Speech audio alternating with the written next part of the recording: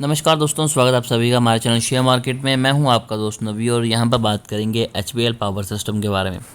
Recent कल के time पे वीडियो बनाई थी और कुछ पॉइंट जो मेजर डिस्कस वो किए थे और कहां तक हम प्रॉफिट को लेके जाएंगे, सभी चीज़ें कल डिस्कस की थी। तो कुछ कमेंट्स आए थे कि कुछ नए लोग हैं जिन्हें कंपनी के बारे में बिल्कुल भी नहीं पता और वो चाहते हैं कि इस कंपनी के बारे में डिटेल में इन्फॉर्मेशन मिले कि कंपनी कैसी है, फंडामेंटली कैसे हैं।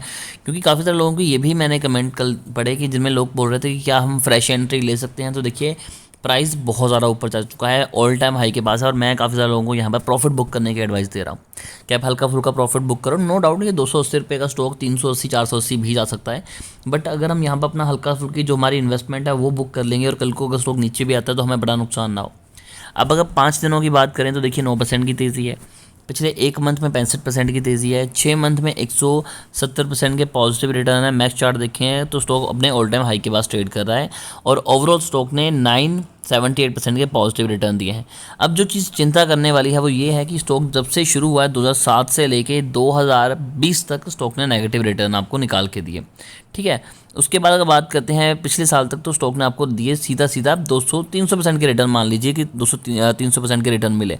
अब दिक्कत वाली बात यहाँ पर ये निकल के आती है कि स्टॉक ने जहाँ पर आपको 300% के पॉजिटिव रिटर्न दिए इतने सालों में, पिछले 1-1.5 साल में स्टॉक ने आपको 600 से 700% के पॉजिटिव रिटर्न निकाल के दे दिए।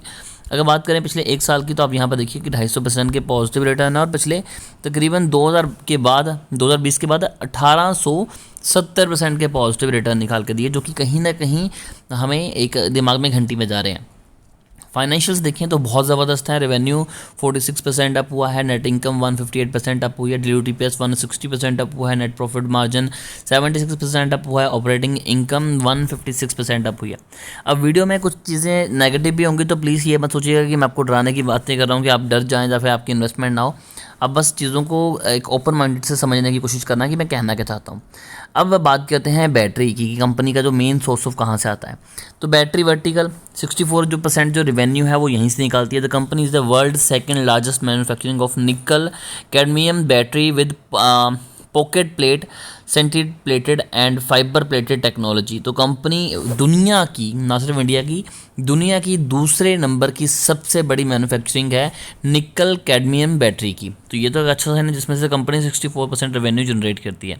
डिफेंस वर्टिकल की बात करें, after the commitment of the supply of the type 1 battery for kilo classic submarine and vacuratory torpedo battery. तो यहाँ पर देखिए कंपनी की जो बैटरी है वो इंडियन डिफेंस भी यूज़ करता है, यानी कि कंपनी की जो बैटरीज हैं वो सबमरीन्स में भी यूज़ होती हैं। रेलवे में भी इनका अच्छा खासा रेवेन्यू है, वहाँ पर भी कंपनी ने इनफैक्ट इन्वेस्टमेंट भी की हुई है, वहाँ से भी कंपनी पैसा निकाल रही है। कंपनी की जो ऑर्डर बुक है वो डिसेंट है, कंपनी अपनी ऑर्डर बुक से भी अच्छा खासा पैसा निकाल रही है। तो ये सभी चीज़ें होगी कंपनी के बारे में जो अच्छी हैं। अब बात करेंगे कि कंपनी के बारे में कुछ नेगेटिव्स भी हैं। ऑब्वियस है, जब चीज़ें अच्छी होती हैं तो बुरी भी निकलती हैं। 7,780 करोड़ की कंपनी की मार्केट कैप है। PE की बात करें तो वो 60 है। अगर PE 40 से ऊपर चला जाए तो स्टॉक चला जाता है ओवरबाउट जोन में। यहाँ पर 60 पे है। बुक वैल्यू की बात करते हैं तो 34 की है, स्टॉक ट्रेड कर रहा है 281 के ऊपर। उसके बाद डिविडेंड 0.16 है, डिविडेंड बहुत ज़्यादा कम आप कंपनी दे रही है। दुनिया की सेकंड सबसे बड़ी निकल बैटरी बनाने वाली कंपनी होने के बावजूद इनका प्रॉफिट आफ्टर टैक्स सिर्फ और सिर्फ 50 करोड़ निकल रहा है, जो कि इस लिहाजन काफ़ी ज़्यादा कम है। रिटर्न ऑन कैपिटल एम्प्लॉयड 13 का है, तभी स्टॉक इतना भाग चुका है। अगर 18-19 जो कि डिसेंट माना जाता है वहाँ होता तो बातें कुछ अलग ही लेवल पे होनी थी। रिटर्न ऑन इक्विटी की बात करें अगेन 10.7 है, काफ़ी ज़्यादा कम है। 17-18 के अराउंड ये डिसेंट मानते हैं। रिटर्न ऑन एसेट्स मात्र 8% है, ये भी हल्का सा कोई एक चीज़ में तंग कर रही है। कुछ अच्छी चीज़ें ये हैं कि प्रमोटर होल्डिंग 68% के अराउंड है, जिसमें से 0.02% होल्डिंग इंक्रीज़ हुई है। यहाँ पर बात करें DI की तो DI की 0.14% की होल्डिंग है, जबकि यहाँ पर होल्डिंग ज़्यादा होने की उम्मीद थी। 86 करोड़ डेट है कंपनी के ऊपर और 924 करोड़ कंपनी के बाद रिजर्व में पैसा बढ़ा है, तो कंपनी आराम से पैसा पे कर सकती है, कोई बड़ी बात नहीं है। और अगर हम ईयर ऑन ईयर बेसिस पे देखें तो कंपनी की जो सेल्स है वो लगातार बढ़ रही है, लेकिन साथ साथ कंपनी के एक्सपेंस भी बढ़ रहे हैं। उसके बाद बात करेंगे कि जो नेट प्रॉफिट है वो कितना निकल के आ रहा है, तो सिर्फ 52 करोड़, पहले 35 करोड़ था, फिर 24 करोड़ था, फिर 20 करोड़ था, उससे पहले 33 करोड़ भी था। तो लिहाजन कंपनी का नेट प्रॉफिट इंक्रीज़ हो रहा है।